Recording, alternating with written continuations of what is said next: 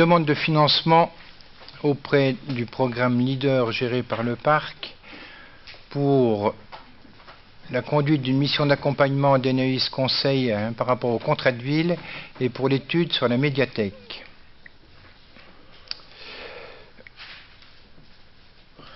Alors, donc je réactualise comme c'était Marino. Donc je rappelle, je vais aller à l'essentiel. Donc dans le cadre du contrat de ville, dans le cadre de la première étape du contrat de ville, nous nous sommes fait accompagner par un cabinet qui s'appelle Eneis Consultant. Nous avons signé le contrat de ville il y a quelques semaines. Et donc la proposition, c'est que maintenant nous sommes dans la phase d'élaboration des programmes en termes de contenu et de financement. Donc nous souhaitons continuer notre collaboration avec le cabinet Eneis Conseil pour justement la préparation définitive de l'ensemble de ce contrat de ville qui va se dérouler sur l'ensemble de l'année 2016. Donc nous avons sollicité Eneis Conseil qui a déjà procédé à la première partie du travail. Il y a eu un appel d'offres, il y a eu une proposition, donc c'est Eneis Conseil qui a été retenu. Donc il vous est proposé donc de poursuivre cette opération avec eux pour un montant total de 23 700 €, de solliciter le parc Livre-de-la-Forez dans le cadre des financements des fonds européens Leader pour une hauteur de 80% du coût total, soit 18 960 €. L'autofinancement de la ville correspond donc à un montant de 4 750 €, qui correspond donc à l'accompagnement d'Eneis Conseil sur l'élaboration définitive du contrat de ville. Et la deuxième partie, c'est aussi une demande de financement dans le cadre des financements européens, donc des financements Leader. Donc on l'avait abordé, je crois, la fois dernière, sur l'étude de la restructuration de la médiathèque. Donc une étude qui est pour un coût total de 30 000 € avec un financement Leader de 80%, soit 24 000 €. Reste à la charge de la commune 6 000 €. Donc il vous est proposé de m'autoriser à solliciter et de déposer le dossier auprès du parc Livre-de-la-Forez qui gère le programme Leader pour solliciter 18 960 € pour le financement de l'étude Eneis Conseil et 24 000 € pour l'étude de restructuration de la médiathèque. Thierry ? Oui, je voudrais en profiter pour dire un petit peu notre sentiment de confusion entre tout ce qui est contrat de ville, PNRU, etc. Parce qu'alors en juillet dernier, avec un grand carton d'invitation avec au moins 15 ou 20 logos, on a signé un document d'orientation et d'objectifs pour le contrat de ville de Thiers. Bon. Ensuite, en novembre, on resigne un document qui est là un protocole de préfiguration du programme de renouvellement urbain de Thiers. Et maintenant, on parle de faire des études. Alors là, vous nous avez quand même beaucoup critiqué sur les études dans le passé. Qu'est-ce qu'on en a fait des études et qu'est-ce qu'on a pris chaque fois qu'on en faisait une? Mais alors là, des études, on doit avoir 227 000 € d'études dans les mois qui viennent, et pour faire ces études, donc il y a 30 000 € pour la médiathèque, je vois pas comment, 30 000 € d'études pour la médiathèque à Thiers. C'est assez invraisemblable, parce que franchement, c'est un équipement qui fonctionne quand même plutôt pas trop mal. On peut toujours essayer de l'améliorer dans son organisation, mais 30 000 € d'études. Ensuite, 23 700 € de prestations pour un cabinet, pour faire quelque chose, à mon avis, à ce stade-là, qu'il y ait eu, qu'on fasse appel à un cabinet pour ce qui a été fait en amont, sur l'analyse globale, le document qui a été remis et qui a une vision assez large et approfondie du tissu urbain de Thiers et sociologique, oui. Mais maintenant, pour mettre en œuvre les fiches, programmes, etc., on a du monde quand même dans la boutique pour pouvoir faire ce genre de choses-là. Il y a rue de Barante, il y a toute une équipe quand même qui est d'aplomb et qui sait bosser et qui peut parfaitement le faire. Alors on me parle aussi de recruter pour 209 000 € de recrutement pour avoir des personnes, un chef de projet urbain. On va recruter un coordinateur relogement insertion, un chargé d'animation, commerce de proximité, etc. Mais on a quand même déjà tout ce monde-là en interne. Je ne comprends pas, moi, tout ça. On n'a pas encore commencé à mettre en œuvre une seule action. On parle déjà de 437 000 euros d'études et de recrutement. Voilà. Donc, c'est pour ça que j'ai de la peine à aller sur des choses comme ça. 30 000 euros pour la médiathèque, 23 000 euros ici, 437 000 ici. C'est lourd. Donc, tu as peut-être la mémoire courte. Je rappelle que dans le cadre du renouvellement urbain, c'est un processus qui a été élaboré, c'est quelque chose que vous avez géré il y a une dizaine d'années, quand on a lancé le premier programme de renouvellement urbain, l'ANRU1. Donc de toute façon, si je refais un petit retour en arrière, nous avons signé le contrat de ville en juillet, le 6 ou 6 juillet, je ne sais plus quand.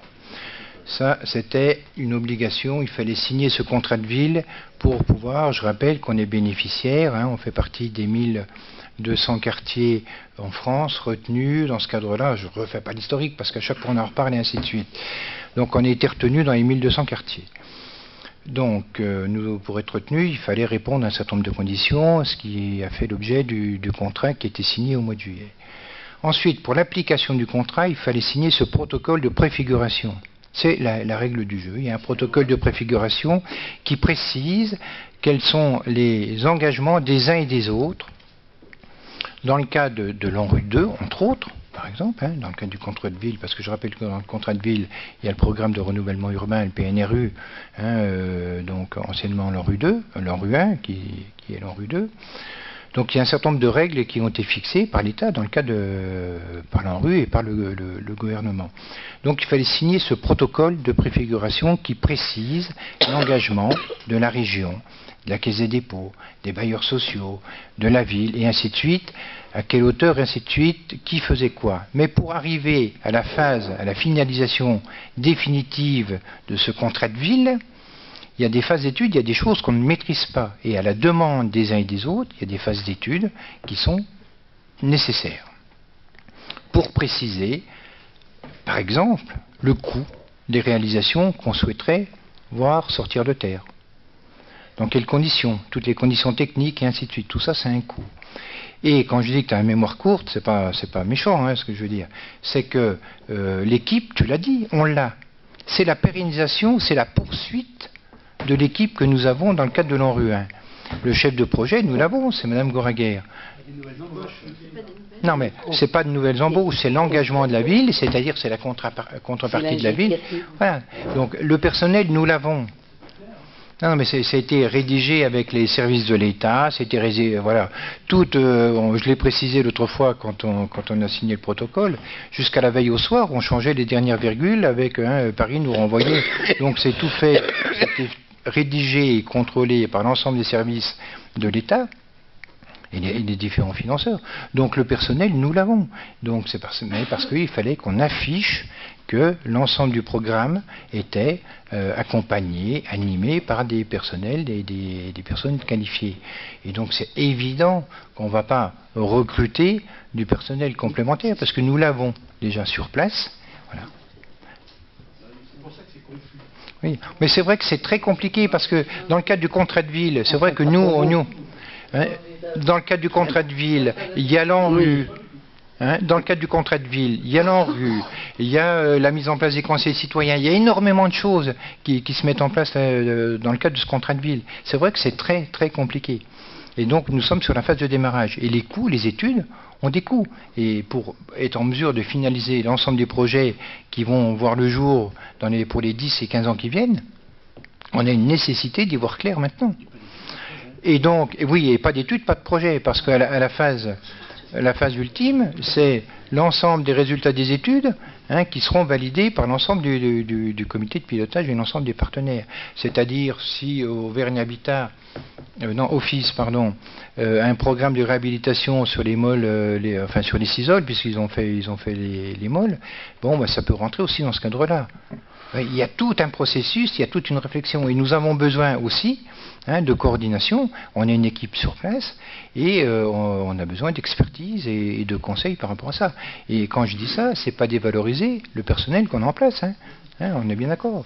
Mais on n'a pas suffisamment de matière grise et d'éléments pour aller jusqu'au bout de la démarche. Et c'est vrai que c'est un coût à la sortie. Oui. Et est-ce que ce protocole, il pourrait être communiqué tel qu'il a été signé au... Vous l'avez pas eu Non. Ah ben on peut... oui, ça pose aucun souci. Voilà. Puisque c'est public, c'était signé par les 16 prestataires. J'en discute pas, voilà. mais on l'a pas eu. Quoi. Donc on vous le fera passer sans... D'accord. Et est-ce que, juste dernière question, est-ce qu'on a une idée à peu près aujourd'hui de ce que serait l'enveloppe globale de l'ANRU 2 à 1 ou 2 millions près, c'est pas le problème. Mais... Ce qu'on sait au jour d'aujourd'hui, c'est que la région Auvergne, et à partir du 1er janvier, la nouvelle région Rhône-Alpes, nous garantit entre 5 et 6 millions sur les fonds régionaux. Bon, ça c'est acté. Ensuite, il y a, en fonction du programme, tout ce qu'on pourra mobiliser de la part des partenaires, que ce soit de la Caisse des dépôts, que ce soit des bailleurs sociaux, que ce soit voilà. Et donc c'est le résultat aussi de toutes ces études, et en fonction des projets que nous aurons, qui en ressortiront, qu'on aura un chiffrage définitif. Et on reviendra à ce moment-là devant le conseil municipal pour vous préciser des choses, et à ce moment-là, nous ferons les choix. Sachant que les choix que nous aurons à faire dans un an et demi, va conduire la commune en termes d'engagement, comme pour l'ANRU 1. On finalise l'ANRU 1 là, dans 2 ans, on a encore 2 années pour finaliser l'ANRU 1. On a repris un certain nombre de choses, modifié un certain nombre de choses, tout en restant dans l'enveloppe qui avait été attribuée et allouée à la signature du contrat. Donc on a modifié un certain nombre de choses, on reste toujours dans le cadre de cette enveloppe. On va finaliser l'ANRU 1 fin 2017, c'est les délais, fin 2017. L'ANRU 2 devrait démarrer, on va dire 2018, donc le PNRU, le nouveau programme, 2018. Donc nous avons devant nous 3 bonnes années, et encore quand je dis 2018, on verra la conjoncture, ça se trouve l'ANRU aura peut-être des demandes de réétaler, puisque l'ANRU 2 doit se prolonger sur 10 ans, c'était après 12 ans, et maintenant on parle de 15 ans. Donc on va voir, donc on a aussi le temps devant nous pour réfléchir à un vrai projet qui va engager la ville pour les 10, à partir du moment où nous aurons signé, nous aurons élaboré le programme, pour les 10 à 15 ans qui viennent, voire plus, quoi.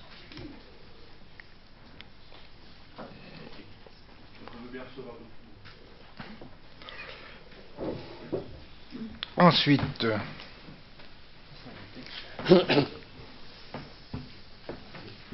donc voilà, oui, y a-t-il des abstentions? Oui, sur les demandes de la délibération portait sur une demande à faire au niveau du parc pour solliciter 80% de financement pour les études, restructuration de la médiathèque et l'agence Enaïs sur l'accompagnement du protocole et du contrat de ville. Vous abstenez? D'accord. Y a-t-il des oppositions? Mais peut-être qu'à la sortie, ça sera moins. Non mais... je rappelle, voilà. Non, mais l'étude, ça se fait en collaboration avec les services de l'État aussi. C'est une restructuration complète. C'est pas simplement de mettre un coup de peinture. C'est-à-dire que, par exemple, le week-end dernier, on a fermé une partie de la médiathèque parce que il y a une partie du sol qui se fissure. Donc on a fermé une partie. Donc vous voyez, il y a des petits soucis qui commencent à se poser. C'est un bâtiment qui a vieilli. C'est comme pour la piscine, ce sont des bâtiments qui vieillissent, il y a des travaux à y faire, donc il faut que ça se fasse sérieusement, et profitons de circonstances et du financement de l'État, et qu'on puisse mobiliser des financements des fonds européens là-dessus, pour avoir une vraie réflexion sur la restructuration de cette médiathèque. Médiathèque, ça me fait penser, c'est pas l'heure du jour, mais je vais vous le dire, ça sera une information. Nous avions prévu, puisqu'on parlait de l'ANRU 2, de l'ANRU 1, la réfection de la rue des Alexandre Dumas, hein, l'assainissement et ainsi de suite. Les travaux auraient dû démarrer, tout le dossier était bien bouclé. Pour une fois, on était tous contents, on s'est dit ça y est, le dossier est bouclé, ça peut démarrer. Le jour où on a voulu démarrer les travaux, on s'est rendu compte que les réseaux étaient en amiante, hein, une partie des réseaux est en amiante, alors que l'étude qui avait été réalisée en 2012 ne signalait à aucun moment la présence d'amiante. Voilà. Donc il a fallu bloquer les travaux. En même temps, on s'est rendu compte qu'à la médiathèque, il y avait des infiltrations d'eau, des fuites d'eau, et ainsi de suite. Et en fin de compte, la place a été refaite. On va être obligé ça va nous coûter 150 000 euros, je crois, de surcoût. On va être obligé de casser une partie de la place pour refaire tout le réseau d'assainissement, parce que la médiathèque, à un moment donné, le réseau n'a pas été refait, alors qu'il aurait fallu le refaire, et du coup, ça plombe tout. Donc on en aura un surcoût de 150 000 euros sur cette opération-là. Vous voyez, Oui, mais justement, les études, quand elles sont, il faut qu'on les suive. Hein. Je ne dis pas que vous les avez pas suivies. Le passé, c'est le passé, mais comme des fois on aime bien revenir sur le passé.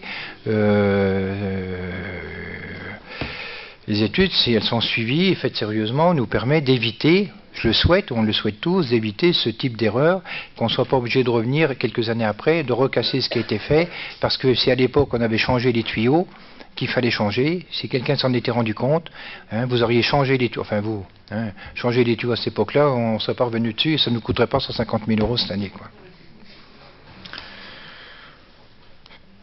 Donc, merci pour la demande. Donc 8 abstentions sur les deux dossiers.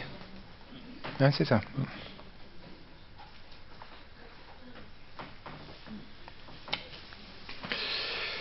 Ensuite, un avis.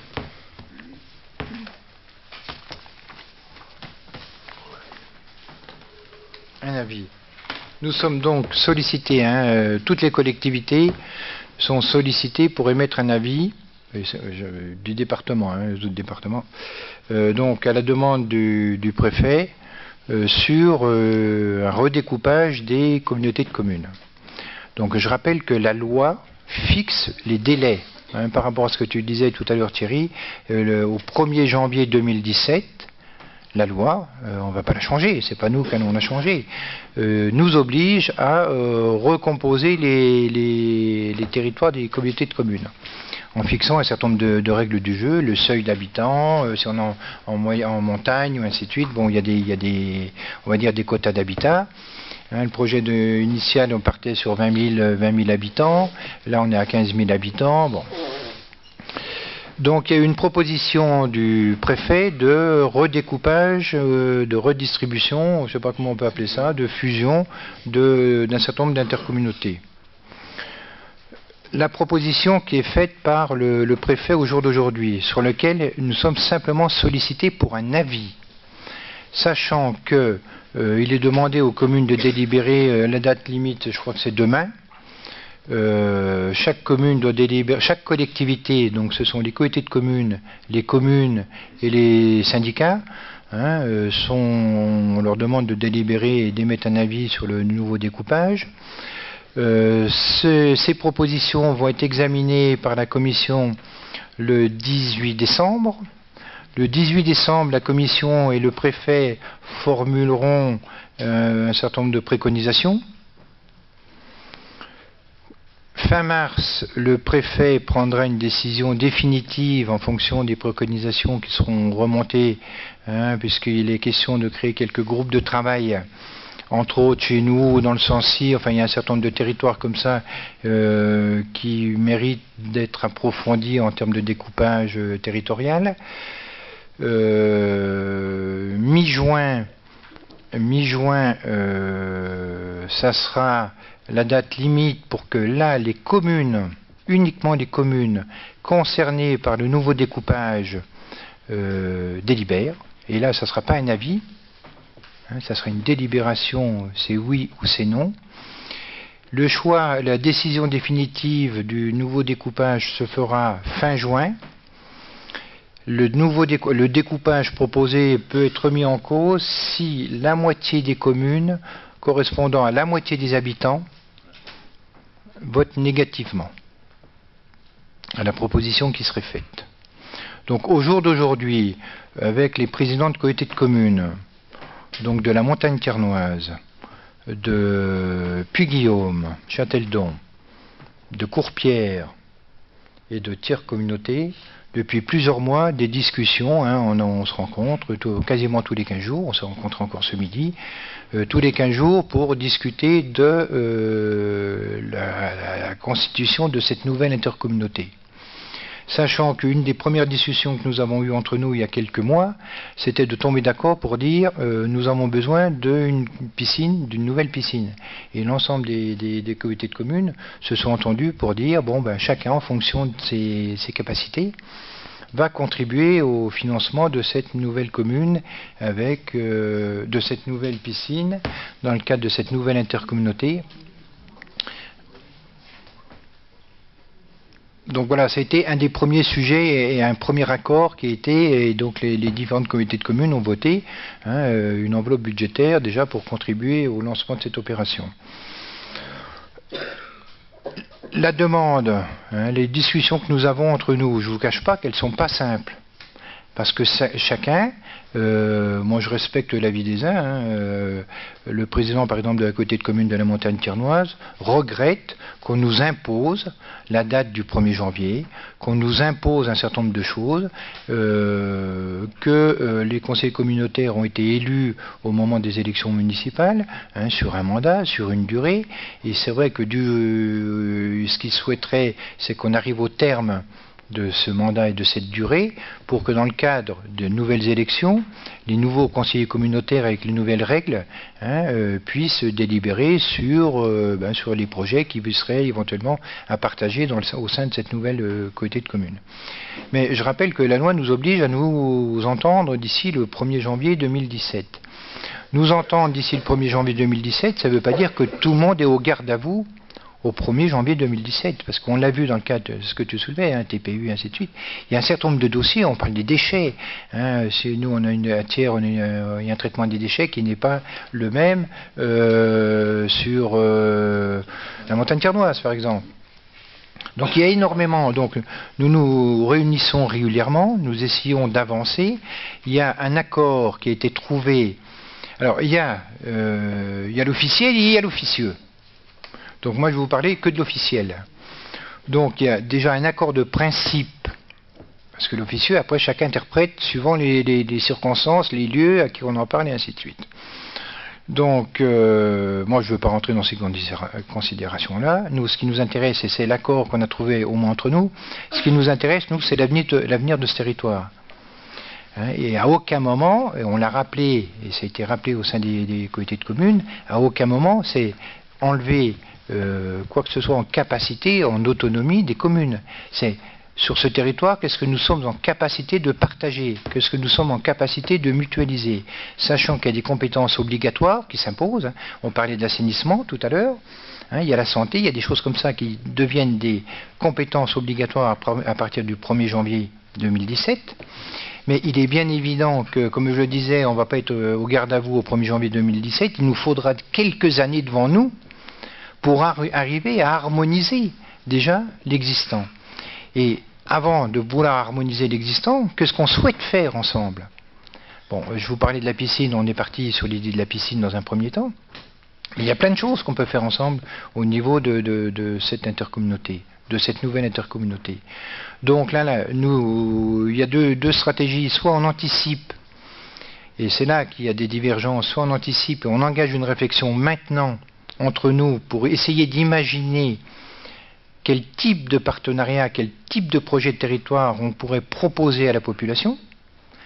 Soit on le fait maintenant, soit on attend le 1er janvier 2017 qu'on nous l'impose et qu'on nous dise voilà, vous avez 6 mois, vous avez 8 mois, vous avez 2 ans, voilà, et qu'on nous fixe les règles du jeu. Donc là, on a encore une capacité entre nous, au niveau des différentes communautés de communes, à s'entendre sur un contenu, sur un calendrier, d'engager des démarches, de s'entendre, on risque, c'est ce qu'il y a, mais les choses peuvent évoluer, on va nous laisser jusqu'à 2020 pour harmoniser l'ensemble des compétences de l'Interco, mais 2020, ça se trouve, ça sera 2022, parce que ça prend du temps. Hein, vous l'avez vu, enfin moi j'étais pas là, mais ceux qui ont contribué à la constitution des intercos, ça prend du temps, ça prend de l'énergie, il faut se mettre autour de la table, il faut discuter de projets, qu'est-ce qu'on veut faire ensemble, dans quelles conditions, à quel coût. Et ça, c'est la proposition qui est faite au jour d'aujourd'hui par les présidents de comités de communes. Mais sur le fond, je pense qu'on partage tous la même analyse, la divergence est sur la forme. Hein, je prenais l'exemple de la comité de communes de la Montagne Tiernoise, que je respecte, hein, qui dit attendons la fin des élections, et c'est dans le cadre d'une nouvelle redistribution des cartes qu'on pourra travailler sur... Bon, c'est un choix. D'autres territoires font d'autres choix. Nous, la réflexion que nous avons tenue, c'est de partir, dans le cadre de cette nouvelle intercommunauté, puisque le préfet nous propose une intercommunauté à 4 comités de communes, c'est de partir à 5. Parce que ça nous semble, et quand je dis ça, j'ai parcouru, j'ai pas eu le temps de lire tout l'article complet là, de la montagne d'aujourd'hui, mais j'en ai lu un petit bout, et quand on dit ça, en aucune façon, on se mêle, on veut s'initier et s'immiscer dans les compétences de la communauté de communes de l'Ouzou. C'est que on dit en termes d'aménagement du territoire, il nous semble cohérent que la réflexion se mène aussi avec ce territoire-là. Donc c'est la proposition qui est faite, c'est-à-dire après, quand on dit ça, si on part à 4, si on part à 3, si on part à 2, on verra bien. Mais au moins que dans un premier temps, hein, la proposition qui est faite, c'est que dans le cadre de ce nouveau schéma, qui sera décidé, pas par nous, mais dans le cadre de la CDCI et puis par le préfet, hein, de voir quelle est la pertinence.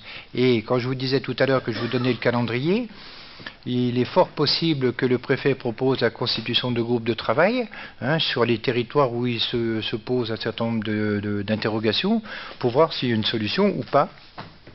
Si le préfet maintient sa position à 4 comités de communes ou si il accepterait qu'il y ait 5 comités de communes. Pour l'instant, on ne le sait pas. Mais par contre, la position des comités de communes, c'est de dire, et d'un certain nombre de communes, c'est de dire, essayons de partir tous ensemble, d'harmoniser en fonction de nos moyens, de nos capacités, parce que nous ne sommes pas du tout au même niveau. Hein, si on prend les compétences de TIRCO, alors je relève ce qui était dit tout à l'heure, TIRCO, c'est pas forcément une coquille vide, il y a des choses qui s'y passent, entre autres sur le ramassage des ordures ménagères, ainsi de suite. Mais entre ce qui se fait là et ce qui se fait sur la montagne tiernoise, vous voyez, il y a un monde. Entre ce qui se gère sur Courpierre, il y a aussi un monde, ils ont les écoles à traiter, vous voyez. Donc la proposition qui est faite et les discussions que nous avons entre nous et que nous souhaitons continuer tout au long de l'année 2016, c'est de poursuivre ces discussions et d'être en capacité pour le mois de juin, nous nous sommes fixés un calendrier de travail, des groupes d'élus, l'ensemble des conseillers communautaires, l'ensemble des conseillers communautaires vont être réunis, je crois que c'est le 19 janvier, je dis ça de mémoire, le 19 janvier, pour justement aborder tout ça.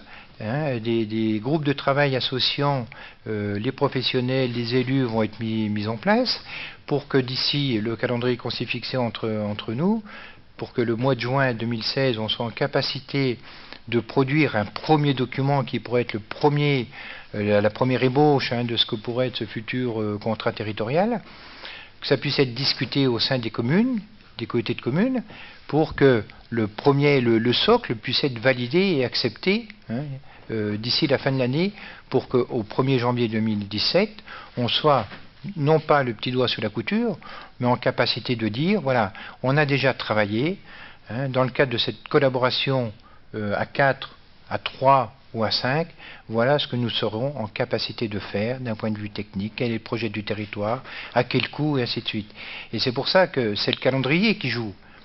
Hein, c'est-à-dire soit on attend qu'on nous fixe l'ultimatum, soit on prend les devants, sachant que la loi nous impose les choses et qu'on a considéré hein, au niveau du groupe de travail des Comcom qu'il valait mieux engager la réflexion dès maintenant plutôt que d'avoir le couteau sous la gorge et qu'on nous mette devant le fait accompli.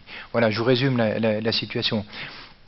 Sachant qu'au jour d'aujourd'hui, c'est simplement un avis qu'on nous demande.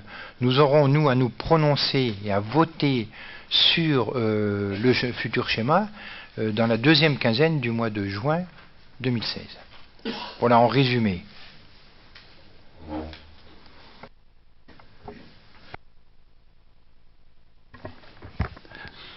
Donc c'est valider le principe que les projets, c'est quoi alors? C'est donc de faire ça à 5, c'est ça? Voilà. Ça n'a pas bien été répété ça. Si, c'est de partir. C'est 5. Non, mais c'est de partir. Hein, la proposition, c'est de valider une nouvelle carte intercommunale à 5 comités de communes, donc la montagne tiernoise, Doré-Allier, Courpierre, Tiercot et le Zoo. Voilà. Donc, bon. dans le cadre d'une réflexion globale. Après, si la décision de la CDCI du préfet nous dit bon bah c'est à 4, c'est à 3, bon, bah, on verra bien. Hein, mais dans une logique territoriale, dans une logique d'aménagement du territoire, en dehors de toute considération politique ou autre, hein, c'est pas ce qui nous intéresse, on pense que si on veut réfléchir en termes d'urbanisation, en termes économiques et ainsi de suite, c'est cohérent de travailler avec nos amis du secteur de Lezou. Voilà. D'accord. Donc la proposition, c'est de partir ça. D'accord. Donc merci de cette présentation. Alors je vais peut-être resituer un peu le débat par rapport à la globalité de la réforme territoriale, c'est-à-dire tout d'abord celle des régions. Alors il y a eu pas mal d'encre qui a coulé, mais globalement, on trouve nous que c'est une réforme qui est courageuse et qui va dans le bon sens. 22 régions, c'était pas raisonnable. 13, ça semble un bon échelon pour pouvoir mener ces grosses infrastructures de régions. Maintenant, la question qui était posée initialement, en tout cas soumise par le préfet avec le regroupement de 4 intercommunalités, effectivement c'est un déroulement de la loi, donc là on y est contraint, il faut y réfléchir, savoir comment y répondre. Alors ensuite il y a 4 ou 5. Alors, sur le 5, pour moi, 4 ou 5, c'est pas le problème. Mais juste sur la forme, je l'ai dit lors du conseil communautaire de Tiercot la semaine dernière, je trouve que c'est un petit peu mal venu d'aborder cette question-là sans avoir rencontré préalablement les gens de Lezou, et puis, tant qu'à faire, aussi d'avoir plutôt leur assentiment, ou en tout cas un avis qui ne serait pas complètement opposé. Mais avoir des gens à côté de soi qui disent non, nous, c'est pas notre objectif, et puis dire si, notre objectif c'est le bon, tu dois venir avec nous, je trouve ça pas très adroit, et je pense que la réponse de Monéron est tout à fait dans le ton de ce que j'aurais dit dans ce sens-là. Donc ça, à mon avis, c'est pas ça le fond du problème. Le fond du problème, c'est que... Non, juste répondre là-dessus. Après, je vous laisserai poursuivre, M. Desglon. Donc, quand vous dites qu'on ne sait pas... je remets un peu dans le contexte. Ça fait plus d'1 an que le sous-préfet nous reçoit régulièrement, donc tous les présidents de Comcom, Florent compris. Et à cette occasion, depuis le départ, la position du président de Tiercot, c'est le souhait d'avoir le regroupement à 5. Vous le savez très bien. Pourquoi? Moi, 30 000, 15 000, 20 000, ça ne me parle pas. Le seuil, vous le savez très bien, c'est 50 000. C'est l'agglo. Et sans le zoo, on n'est pas là. Avec le zoo, on a 56 000. Quand vous dites, donc le sous-préfet nous a interrogé, donc Doré-Allier était au courant. Aujourd'hui, la question n'est pas de demander si nos voisins sont d'accord. Aujourd'hui, c'est nous, on a une vision du territoire à 10 ans. Et nous, c'est à peu près l'arrondissement de Thiers, quelques communes en moins. Voilà, aujourd'hui, on vous propose notre vision. Alors que le président de Doré-Allier savait très bien la position de Tiercot. Et c'est pour ça que j'ai souhaité pas répondre clairement à 4, qui me semblait pas assez ambitieuse à mon sens. Et tout ça. On est sur des questions et des avis, comme l'a rappelé M. le maire tout à l'heure. Aujourd'hui, c'est notre vision. Notre vision, elle est du territoire, elle est cohérente à 5, au point de vue économique, bassin de vie. Voilà, il ne faut pas en faire des montagnes. Donc notre camarade Florent était présent en réunion avec le sous-préfet, et Thiers Communauté ne s'est jamais caché qu'il souhaitait vraiment le schéma à 5. Et puis si ça se fait tant mieux. Ça se fait pas, il n'y a pas mort d'homme non plus. Je vous laisse la parole, monsieur Desglands. Merci.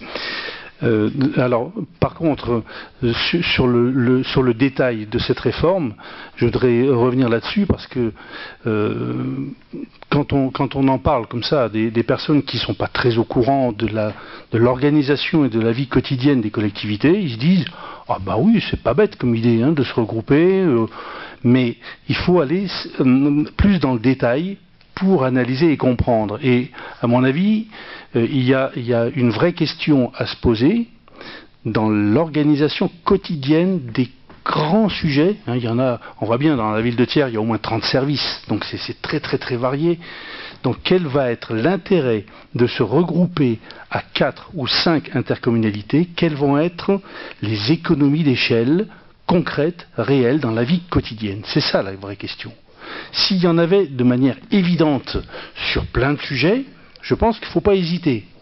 Si on dit, bah si, il y a la piscine pour le territoire, certes, mais ça ne justifie pas de créer une grande structure juridique où tout va être fondu, tout va être centralisé, forcément, puisqu'il y aura une direction quelque part, on peut imaginer à peu près où est-ce qu'elle se tiendra. Eh bien, on peut faire une piscine pour les 4, 5, 3 intercommunalités sans créer tout ça. Il suffit une seule peut le faire et conventionner avec les autres. Ou éventuellement on peut faire un syndicat, c'est pas forcément, c'est un peu plus lourd, mais c'est faisable aussi. Donc, si vous voulez, si on met dans la balance d'un côté où sont mes économies d'échelle et de l'autre côté de la balance quelles sont les contraintes que ça va engendrer, eh bien, je voudrais juste citer quelques contraintes. Moi, j'en vois une qui est très très importante, c'est que plus on augmente une taille d'un territoire, plus on va vers la déresponsabilisation des élus et des services parce qu'on crée de l'éloignement physique entre les gens et les lieux où vont se passer les choses. Quand il va falloir gérer le problème du planning, du remplacement d'une femme de ménage à la Renaudie, eh ben, on sera vachement plus efficace à 5 intercommunalités qu'en étant sur une interco. Donc ça c'est un exemple parmi d'autres, mais je pense que là on va beaucoup perdre et il faudrait raisonner certes par bassin de vie et je pense que les interco actuels, à quelques aménagements de communes près, effectivement, c'est vrai qu'on regrette tous que Péchadoire ne soit pas sur le bassin de vie de Thiers, mais bon, voilà, il y a des choix qui ont été faits, mais je pense que c'est à ce niveau des intercos qu'il faut régler les choses, et pour ça, il faut traiter un sujet qu'aucun élu au niveau de l'État n'a voulu traiter, c'est celui des communes, parce qu'on a en France 36 000, presque 37 000 communes. C'est quasiment autant que les 12 ou 13 autres pays de la communauté européenne. Il faut le savoir, c'est fou. Et ça, on ne veut pas s'attaquer à ça parce qu'on a la pétoche. Les élus ont la pétoche parce qu'ils ont peur de cette réforme-là. D'autres grands pays l'ont fait, le Japon l'a fait, l'Allemagne l'a fait. Et bien nous, on refuse de le faire.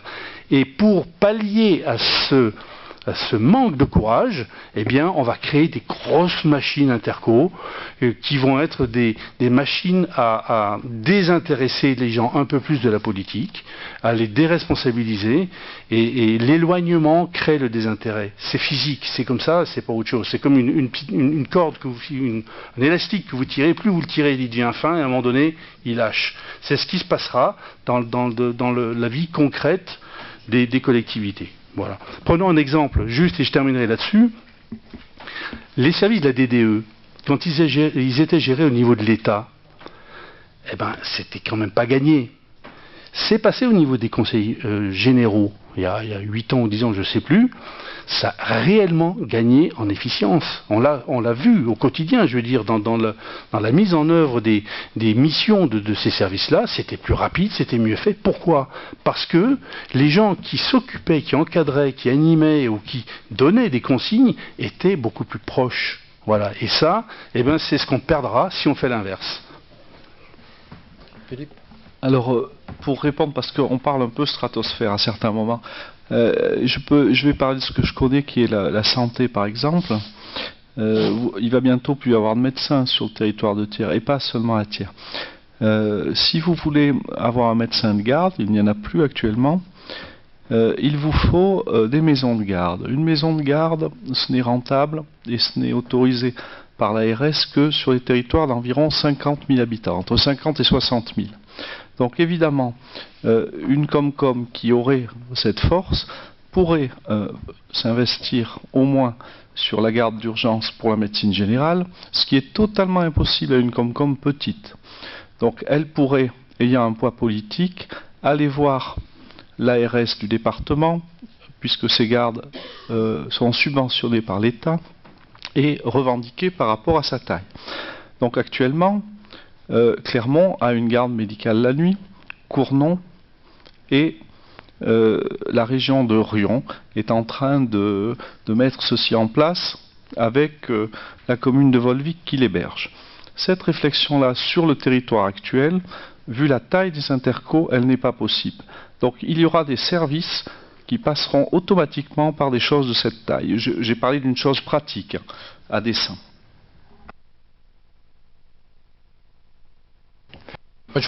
Oui, pardon, mais juste là sur l'aspect santé. Mais on est dans l'exemple type des missions dont l'État se sépare et vous refile en pleine patte. Je veux dire, l'étape, là, les aménagements scolaires, tout ça, mais c'était pas l'affaire des collectivités. Je veux dire, c'est l'État, c'est son job. Et hop, on est là, on prend, on nous l'envoie, boum, on prend. Mais la réponse pour les médecins, c'est pas de faire des maisons de santé. C'est d'en former des médecins. C'est ça la réponse. C'est pas aux collectivités de se créer en superstructure intercommunale pour pouvoir avoir des médecins. C'est quand même le monde à l'envers. Les médecins, s'ils ont du boulot, ils y vont. Mais il n'y en a pas. Il faut les former, c'est tout. C'est ça qu'il faut faire. Alors, il y en a, mais il faut offrir des conditions de travail correctes et il faut comprendre que le métier a changé. Il s'est féminisé en partie et donc les médecins ne vont pas être de garde du matin au soir. Donc, il faut faire attention à une chose, vous confondez les maisons de santé et les maisons de garde, et ce n'est pas la même chose. Donc, actuellement, Monsieur Desglans, s'il vous plaît, actuellement, si vous cherchez sur Thiers la nuit un médecin de garde, il n'y en a pas.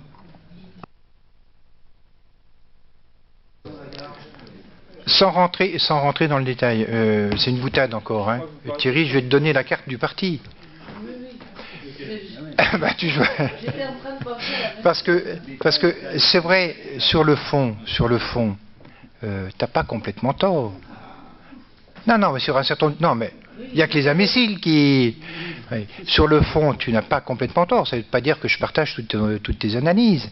Mais quand tu parles de distance vis-à-vis de la population et ainsi de suite, on est en phase là-dessus. Par contre, il y a un truc que je n'ai pas bien compris. Tu dis que tu es d'accord pour qu'on passe de 23 régions, de 24 régions à 13. Et là, parce que machin. Et après, tu nous dis que tu es pour une proximité de l'élu vis-à-vis. Voilà. Donc bon. Mais en dehors de ça, oui. Non.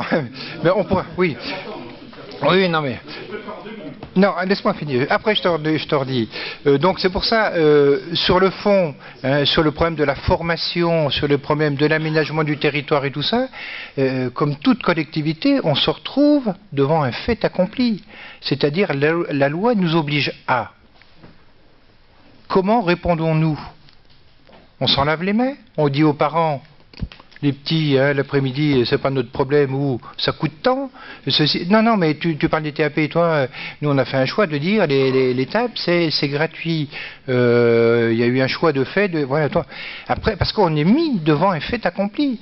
Moi, le nombre de personnes que je croise dans la rue qui me disent, on n'aura plus de médecin, qu'est-ce que vous faites? Qu'est-ce que vous faites? On n'aura plus de médecin, on n'aura plus d'ophtalmo. Madame Pujot, qu'est-ce que vous faites pour qu'on ait des autres? Mais la réponse c'est qu'on peut faire tout ce qu'on veut, mais on est sec là-dessus. Donc, et c'est pas l'interco qui va répondre à toutes ces interrogations. L'interco peut répondre à un certain nombre de sujets, mais encore ces sujets, faut-il qu'ensemble on les discute. Et pour en revenir à la question initiale, il faut qu'on s'entende sur ce qu'on veut partager, ce qu'on veut faire ensemble, comment on veut le faire, dans quelles conditions. Parce que de toute façon, on est ficelé. Des choix ont été faits. Et toutes les communes, quelle que soit la couleur, hein, c'est pas une histoire, toutes les communes sont dans le même entonnoir que toi. Si toutes les intercos refusent ce qui est proposé, ça sera entendu quand même. Ben voilà. Ah bah si. C'est la loi. Mais non, mais la loi, elle n'a pas fixé. Elle n'a pas fixé la loi. La loi a fixé des échéanciers. Si on refuse tous les intercos, des quotas entre guillemets en termes de taille de population, de nombre d'habitants et ainsi de suite. Bah oui. Ah oui, si.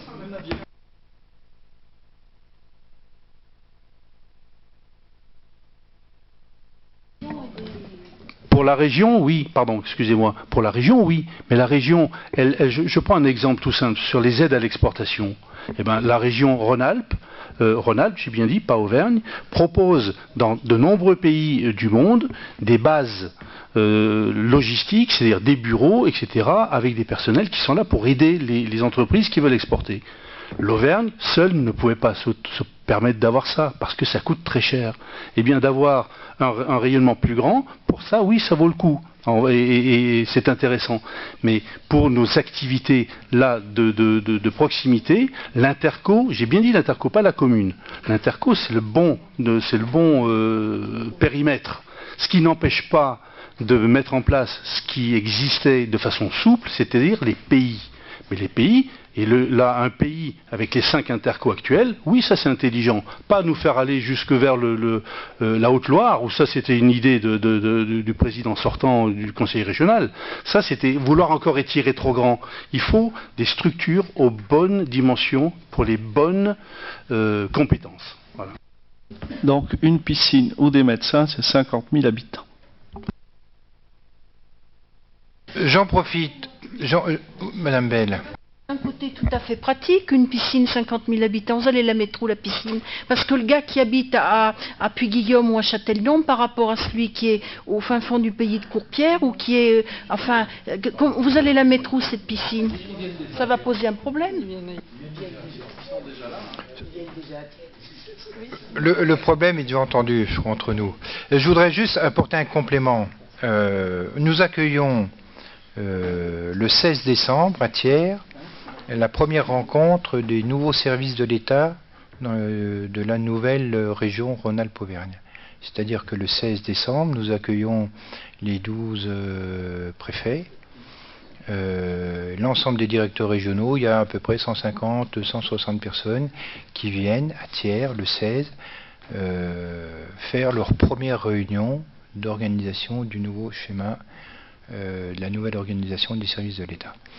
Je le dis parce que, enfin, au début, je voulais pas trop en parler, mais comme j'ai vu il y a quelque temps que ça avait été repris par le préfet, que c'était dans la presse, donc maintenant il n'y a aucune raison. Voilà, voilà, c'est à titre d'information, que vous ne soyez pas surpris. Voilà, sur moi Madame Malochet. Une petite préoccupation qui est toujours la mienne, c'est les finances. Moi, ce qui me tracasse aussi, c'est qu'on nous demande de nous rapprocher d'Interco, mais on n'a pas suffisamment d'éléments financiers sur ces intercos. Moi, je ne sais pas du tout si ce ne sont pas des communautés qui soient endettées, pas endettées. On ne sait pas avec qui on se marie, en fait. Alors moi, franchement, ça me tracasse. Alors c'est pour ça que déjà dans le cadre de la réflexion que nous avons engagée, on a déjà fait un petit diagnostic de la situation de chaque interco, et c'est ce qui va s'affiner. Et quand je vous parlais des premières rencontres avec l'ensemble des conseillers communautaires, oui, je crois que c'est le 19 janvier, je vous préciserai la date, justement, c'est d'aborder tout ça, quoi. Et on aura 6 mois devant nous pour essayer de répondre à un certain nombre d'interrogations. Mais je le redis, on n'arrivera pas au 31 décembre 2016 ou au 1er janvier 2017 avec un projet ficelé, tout le monde au garde à vous, avec les mêmes règles du jeu, ainsi de suite. Nous aurons quelques années devant nous pour essayer d'harmoniser et de mettre en œuvre le programme et le projet de cette nouvelle interco, quoi.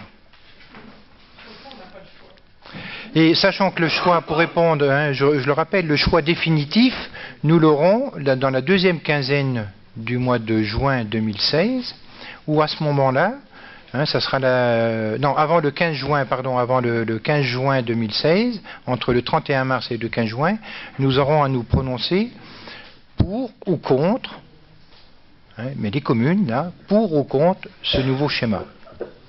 Et c'est là que le pour l'emportera si nous sommes plus de 50% des communes représentant 50% de la population. Si ce n'est pas le cas, eh ben, ça sera refusé. Voilà. Je vous propose de passer maintenant la parole à Madame Giry. Ah oui, enfin c'est un avis, oui, comme c'est un avis, oui, effectivement, un avis qui est soumis au vote quand même. Voilà, donc y a-t-il des oppositions? Pardon, y a combien d'oppositions donc? 1, 2, 3, 4, 5. Abstention, 5 plus les deux procurations. Abstention, Monsieur Paulez. Y a-t-il d'autres? Merci. Voilà. Je regarde la pendule, il est presque 23 heures. C'est des débats intéressants. Je vous propose maintenant de laisser la parole à Madame Giry pour les 5 points suivants. Oui, donc on va revenir sur un terrain plus local, puisqu'on va délibérer sur les tarifs municipaux pour l'année 2016, qui s'appliqueront à partir du 1er janvier. Donc en fait, ces tarifs, sauf exception donc liée à des arrondis, on a appliqué une hausse de 0,5%. Bon, il y a quelques tarifs nouveaux, on en a parlé en commission finances, des tarifs relatifs à la boutique du musée, à la cité des couteliers. Le changement le plus notable, c'est par rapport aux tarifs des columbariums, donc dans les cimetières, puisqu'on a créé un nouveau columbarium et on s'est rendu compte, après une analyse entre les différentes communes, que nos tarifs étaient vraiment en dessous des tarifs habituels. Et quand on regarde aussi l'amortissement d'un columbarium, on était vraiment très en dessous. Donc là, on a remonté le tarif, on s'est aligné sur une commune voisine. Disons qu'on est obligé de En fait, on est quand même obligé de se tenir pas trop loin de la réalité, parce que en fait, on subventionne fortement après ce genre d'investissement qui arrive à avoir un coût. Voilà. Est-ce qu'il y a des questions? Non. Donc, il faut que tu demandes le vote. Y a-t-il des oppositions? Des abstentions? Merci. Donc là aussi, on tombe dans une autorisation de dépenses d'investissement pour 2016. En fait, ça va aller beaucoup plus vite que le débat que nous avons eu précédemment. Étant donné que nous allons voter le budget 2016 en février, donc nous pouvons avoir des factures à payer. Et donc, on demande de mandater les dépenses d'investissement dans la limite du quart des crédits inscrits au budget 2015. Donc en fait, pour le budget principal, donc, il y avait en dépenses d'équipement 2015 5 288 265 €. Donc en fait, le quart, c'est 1 322 066 €. Voilà. Donc en fait, c'est le même principe. Donc pour le budget principal, pour le budget haut, là c'est également, donc il y avait 480 680 € de prévus en dépenses d'équipement en 2015. Et donc, on va mandater le quart jusqu'au vote du budget qui aura lieu en février. Donc, le quart, c'est 120 170 €. Et pour le budget assainissement, donc, il y avait 667 680 € donc, de crédits ouverts en dépenses d'investissement pour l'assainissement. Donc, on va voter pour 166 920 €. Voilà. Donc, en fait, c'est bon. Donc il est proposé d'autoriser le maire, donc en attendant le vote du budget primitif, de mandater ses dépenses d'investissement dans la limite du quart des crédits inscrits au budget 2015. Voilà. Tu demandes s'il y a des... Thierry? Oui, simplement une remarque, ce que je peux regretter, on le votera évidemment, mais c'est que on voit que le vote du budget se repousse en fait, et qu'on perd le bon tempo qui était de voter un budget avant de démarrer l'année, c'est-à-dire en décembre. Et là, on se retrouve en février. Bon, voilà, ça oblige de faire des mécaniques un peu de vote comme ça, et surtout, ça privera les services du budget, hein, qui est leur feuille de route annuelle, qu'il est mieux d'avoir fin décembre pour commencer à la mettre en œuvre début janvier. Voilà. Bien, nous avons jusqu'au 30 mars normalement pour le voter. Non mais ça c'est la règle maximum autorisée. Bon, le 15 février, c'est pas très loin. Non mais c'est pas très loin, mais c'était quand même mieux pour un fonctionnement plus véloce de donner la feuille de route au service le 1er janvier, quand ils doivent démarrer la mise en œuvre du budget le 1er janvier. Ben voilà. Là, on aura 1 mois et demi de différence. C'est ce que je dis, c'est ce que je regrette. Voilà. Non, mais c'est pas grave. Ils auront le budget au mois de décembre, monsieur. Oui, de toute façon. Les services ont leur budget en fin d'année. Hein. Ils y travaillent depuis le mois d'août, c'est tout. Voilà. Ah oui, mais il n'est pas voté après. Non. Donc, Ils ont leur feuille de route. Attendez. Non. donc c'est vrai que sur le fond, le fait de voter le budget en fin d'année, au mois de décembre, ça permet dès le début de l'année de démarrer dans... Donc nous verrons dans les années à venir comment les dernières on avait voté au mois de fin février. Là on le vote un peu plus tôt. Bon, voilà. Donc on verra par la suite si on peut le voter plus tôt. Voilà, y a-t-il par rapport à la présentation de Madame Giry, y a-t-il d'autres observations? Y a-t-il des oppositions, des abstentions? Merci. Donc, la prochaine délibération, elle est relative aux avances sur subvention 2016. En fait, on propose au conseil municipal d'autoriser le versement d'une avance dans l'attente du vote du budget primitif à 2 associations. Donc, l'association SAT Foot pour 10 000 euros et pour l'association Tiers Cinéma pour 18 000 euros. Voilà. Sachant que pour les SAT Foot, la subvention accordée l'année dernière, c'était 18 360 euros, hors convention, puisqu'il y a une convention de 70 000. Hein. Et pour le cinéma, la subvention a été de 60 000 euros cette année. Donc là, l'avance serait de 18 000 euros. Y a-t-il des abstentions, des oppositions? Merci.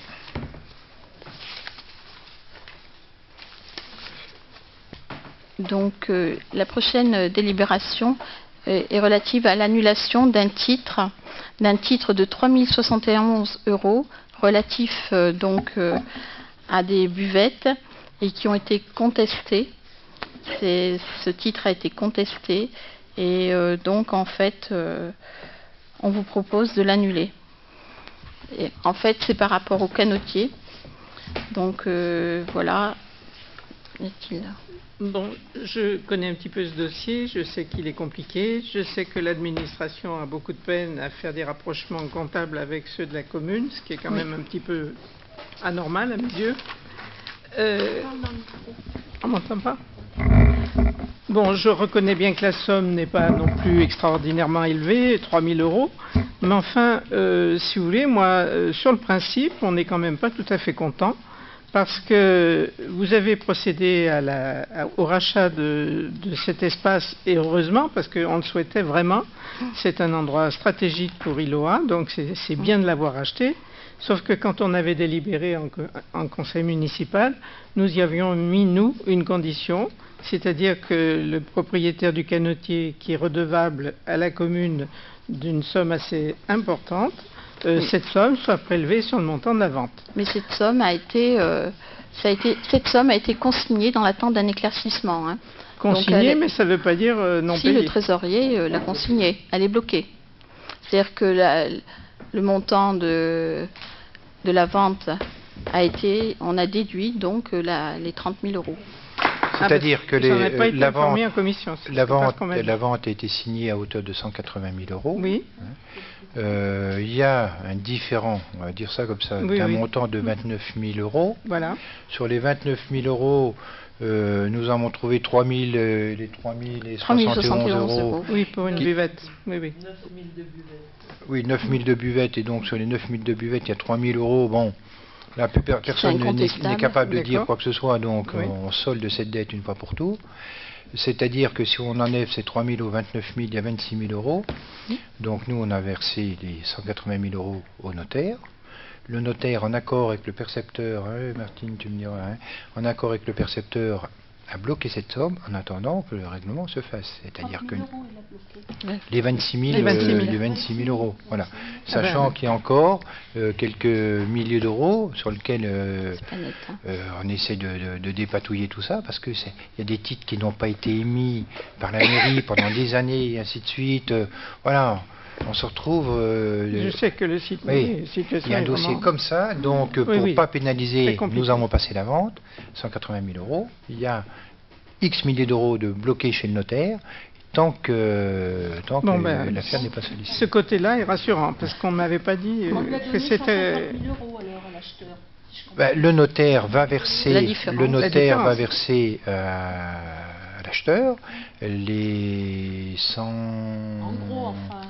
153 000 euros, quoi, voilà. D'accord. Voilà.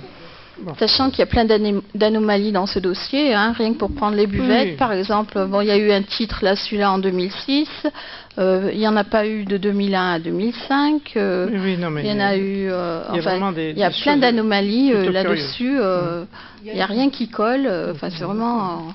Madame Munoz. Voilà.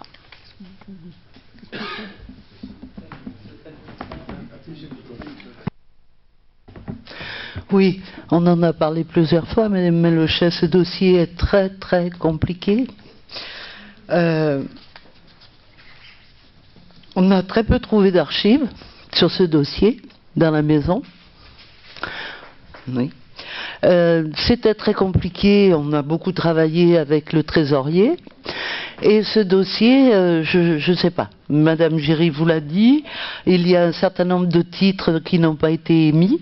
S'il y a dette, il y aurait, puisqu'il y avait eu une renégociation en 2002, une délibération avait été prise pour renégocier, et l'échéancier, s'il y avait vraiment dette, je ne comprends pas moi-même, mais personne ne comprend pourquoi des titres n'ont pas été émis de 2009 à 2012. Ce dossier est un dossier incompréhensible. J'espère qu'il va se régler avec le trésorier. En tout cas, je peux vous assurer que ça n'est pas simple. Madame Munoz, j'ai rencontré moi-même ce monsieur. J'ai fait des négociations avec lui. Ce jour-là, il était d'accord, à condition que la ville lui fasse cadeau de, je ne sais plus combien c'était, 20 000 euros, mais il était tout à fait d'accord sur le montant que je lui présentais. Donc, c'est quand même un sacré manipulateur, et c'est quelqu'un d'extrêmement difficile à... Oui, mais vous devez connaître... Si vous voulez, on ne va pas parler de ça pendant... Non, pas du tout. Simplement, moi je vous dis, le peu de choses que j'avais dans le dossier, il faut le savoir, il y avait quand même des attestations du percepteur de l'époque qui indiquait qu'il était à jour, ça vous n'êtes pas sans l'ignorer, hein? Oui, mais vous savez qu'on a eu quelques problèmes aussi avec le... Ah oui, non, mais d'accord, mais voilà. Il y a des attestations. Il y avait un jugement du tribunal où la ville s'était retirée parce qu'il y avait eu ces fameuses attestations. Donc écoutez, l'acte de vente est signé. Maintenant, moi je compte sur les autorités, sur le percepteur, pour que les choses deviennent claires et qu'on en sorte. Voilà. Si on a gardé la somme de la dette, moi ça me va tout à fait bien. Voilà, donc y a-t-il d'autres interventions? Y a-t-il des oppositions, des abstentions? Merci. Dernier dossier pour Madame Giry. Tu veux les rassurer, hein?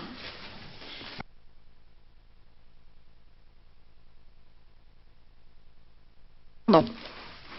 C'est une décision modificative du budget. En fait, elle porte sur deux choses. Elle porte sur les travaux en régie, donc c'est un petit peu compliqué à expliquer, parce que en fait c'est sur 12 000 euros. Donc les travaux en régie, c'est lorsque les employés font des travaux pour la ville. Donc il y a une comptabilité particulière, c'est-à-dire que le trésorier nous a demandé de les imputer en dépenses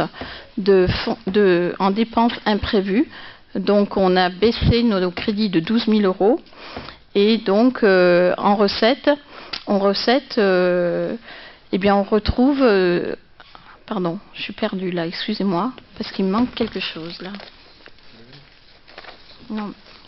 Non, mais je préfère ma prose à moi, en fait. Donc oui, ces dépenses de 12 000 €, elles étaient imputées initialement en entretien de bâtiment. Et elles concernaient donc ces travaux en régie. Et pour terminer l'exercice 2015, donc il convient de rajouter ces 12 000 € en entretien de bâtiment, c'est bien ce que je disais, en dépenses. Et donc, en fait, les écritures de transfert en section d'investissement, on les réalise en fin d'exercice. En fait, c'est vraiment des manipulations comptables qui sont assez complexes à ce niveau-là. C'est-à-dire qu'on est obligé on va refaire des opérations comptables en fin d'exercice. Et comme on n'est pas en fin d'exercice tout de suite, c'est prématuré de le faire. Voilà. Donc, on met 12 000 €, on prend 12 000 € sur les dépenses imprévues, qu'on avait prévues en recettes, pardon, et 12 000 € d'entretien de bâtiment. Voilà. Après, on a une autre chose. Ah oui, c'est le tableau du haut, hein, les 12 000. Voilà. Et on a une autre chose, c'est par rapport à Cocon, pardon. Donc, ce sont des travaux d'isolation. Ce sont des travaux d'isolation thermique qui sont financés par le conseil départemental.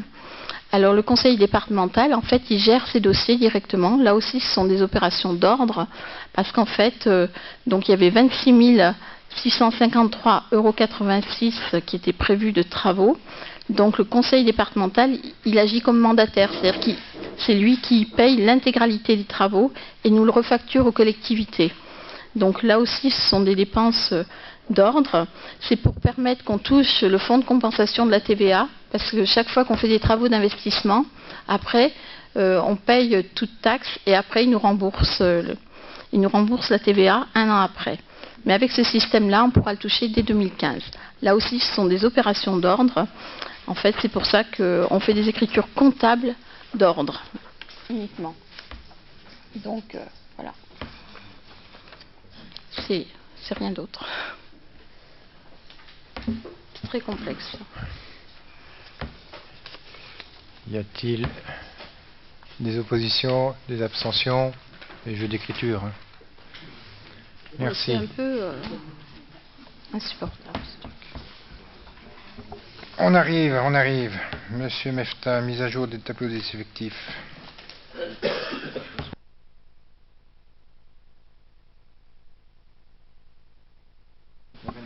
Oui, on va passer à la première modification du tableau, et puis on reviendra à la fin sur la seconde qui vous a été présentée en début de séance, qui a été rajoutée.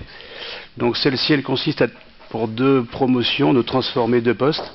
Donc un poste d'adjoint administratif principal 2e classe à temps complet, et en un poste administratif 1re classe temps complet, et un 2e poste de technicien principal 2e classe en agent de maîtrise temps complet, suite à une réussite au concours. Voilà. Y a-t-il des questions?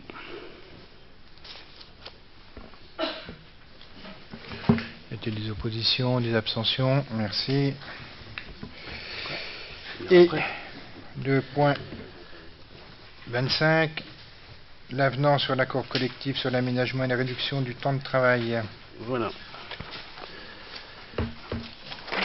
Attends, il est trop ce truc. Hop.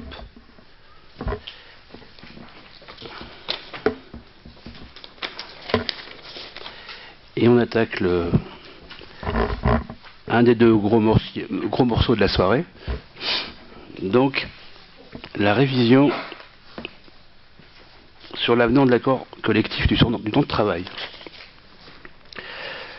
Donc, petit rappel des conditions. Donc, vu l'avis du comité technique du 2 décembre 2015, il vous est présenté ce soir un projet d'accord sur l'organisation du temps de travail et précise ces assouplissements en matière de manière concertée avec tous nos partenaires. Donc ce dialogue social a démarré au mois de mai 2015. On a eu 7 réunions, on s'est réunis de mai à novembre, et avec tous nos partenaires, on a remis une partie de la charte de fonctionnement, et on s'est attaché à travailler sur l'organisation du temps de travail. Donc je vais vous présenter les quelques modifs, les principales modifications qui ont été apportés. Donc le préambule du départ, c'est que nous ne touchons pas le temps annuel. Donc on part toujours sur 1572 heures annuelles, journée de solidarité comprise. Donc la nouveauté, c'est qu'on a gelé le temps de travail, et c'est surtout le nombre de jours fériés. Sur l'ancien accord, il fallait chaque année réajuster le temps de travail. Ça se fait quasiment dans toutes les collectivités, dans pas mal de sociétés aussi privées. On a décidé de figer les jours fériés une bonne fois pour toutes. Une année, c'est à l'avantage du salarié, une année, c'est à l'avantage de la collectivité, mais ça évite de changer à chaque fois des virgules. Donc il a été décidé en concertation avec nos partenaires donc de figer ça à 8 jours. Voilà, il s'est fixé pour le calcul, c'est surtout pour le calcul des RTT. Donc, au lieu d'avoir une année à 10, une année à 11, donc on fiche ça une bonne fois pour toutes, ça se fait quasiment partout. Voilà. Ensuite, les cycles de travail.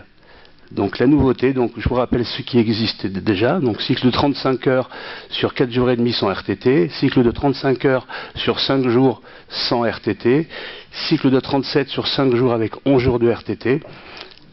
La nouveauté, donc c'est le cycle de 38 heures sur 5 jours avec 16 jours de RTT, et bien évidemment ce qui existe déjà pour certains services, l'annualisation du temps de travail.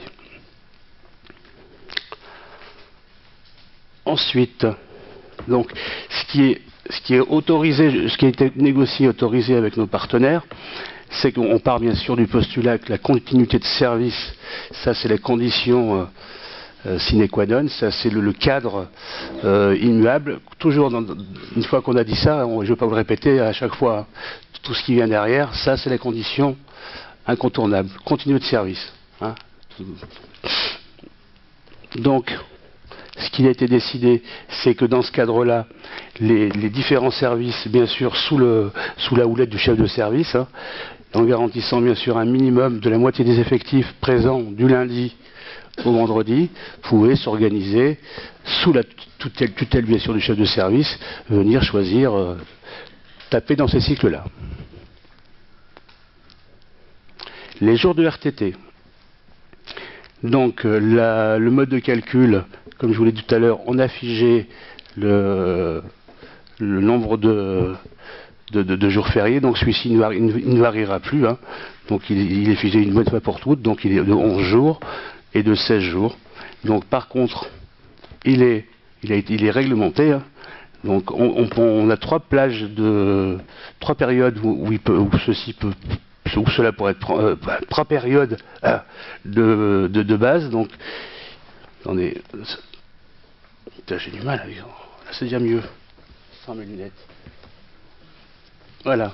Donc, la possibilité de les prendre 5 jours maximum consécutifs.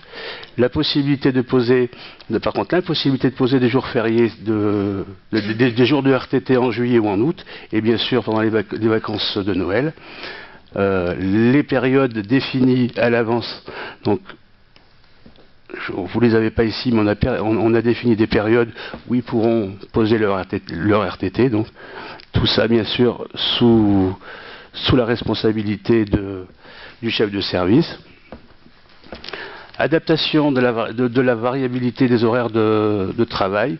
On a décalé d'une demi-heure la reprise de l'après-midi qui était à 14h, on l'a repoussé à 14h30 parce qu'on s'est aperçu qu'il y avait des chefs de service qui des fois finissaient les réunions ou travaillaient jusqu'à 13h voire 13h30 et ça leur laisse le temps oui, je veux pas des petits voilà, donc c'est juste un décalage. Hein. Bah écoutez, c'est ce qui est remonté des groupes de travail. Aussi la mise en place d'un dispositif de débit crédit permettant un report de plus ou moins 12 heures. Ça concerne les gens qui sont en horaire variable. On s'est aperçu que les personnes qui étaient en horaire variable se retrouvaient à un moment ou à un autre avec 40, 50 heures. Et après, plus ce matelas était gros, plus c'est difficile pour les salariés et même pour les services d'organiser la reprise de prise de récupération. Donc il a été décidé qu'on allait limiter ce plus ou moins 12 heures Faut vraiment pour pas se retrouver avec des gens qui soient à moins 30, moins 40 ou plus 50 et que c'est difficile à gérer par la suite. Donc un plus ou moins 12 heures qui doit être régularisé en priorité le mois suivant et exceptionnellement sur les 2 mois qui suivent.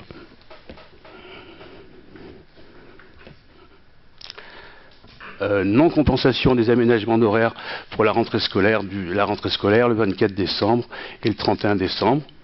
Donc assouplissement aussi du contrôle automatisé de la pointeuse. Jusqu'à présent, vous aviez une minute en moins ou une minute en plus et ça vous déclenchait plein d'anomalies et c'était ingérable derrière au niveau du logiciel. Assouplissement, donc pour les gens qui ne sont pas en horaire variable, mais pour ceux qui sont en horaire fixe, ils auront jusqu'à moins 5 ou plus 5 sans déclencher d'anomalies sur le suivi. Donc possibilité de reporter aussi les congés annuels jusqu'au 31 janvier de l'année qui suit. Hein. Voilà. Des autorisations d'absence un petit peu plus favorables. Alors, je peux vous en citer quelques-unes.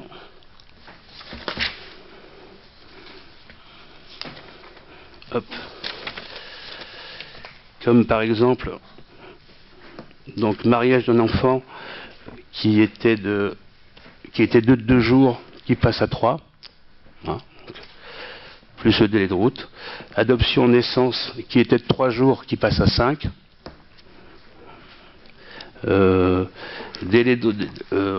Décès d'un conjoint qui passe à 5 alors qu'il était de 3 auparavant. Donc des ajustements un peu plus. Décès d'une sœur, frère qui était de 1, qui passe à 2. Voilà, et puis vous en avez tout, je pense que vous avez reçu l'accord. Donc c'est des ajustements. Pareil pour tout ce qui est dispositif aussi de jours d'ancienneté. Donc on dissocie la médaille du travail et l'ancienneté. Donc par exemple, 1 jour ouvrable pour 20 ans de service, 2 pour 30 et 3 pour 40. On ne payera plus le compte épargne-temps. Donc il sera plus monétisable. Donc l'épargne-temps, ça sera uniquement soit pour sa retraite, soit pour prendre des congés. On ne pourra plus se faire payer son compte épargne-temps. Voilà. Rappel aussi des obligations en cas d'absence liées à l'état de santé des différentes absences. Hein. Donc on a les types donc les absences comme les congés paternité, congés maternité, congés pour adoption, congé parental, congé de présence parentale, congé de solidarité familiale. Donc on a élargi cet éventail qui était des fois un petit peu restrictif, hein, et qui pénalisait les salariés, les agents, pardon. Voilà les grandes lignes de cet avenant. Avez-vous des questions ou des remarques? Monsieur Desglands, bien évidemment. Je n'en attendais pas moins. Alors c'est vrai qu'il est un peu tard, que c'est un sujet qui est compliqué. Oui. Donc je ne voudrais pas rentrer dans tous les détails de ce qui a été soulevé, mais peut-être simplement rappeler la démarche qui était la nôtre.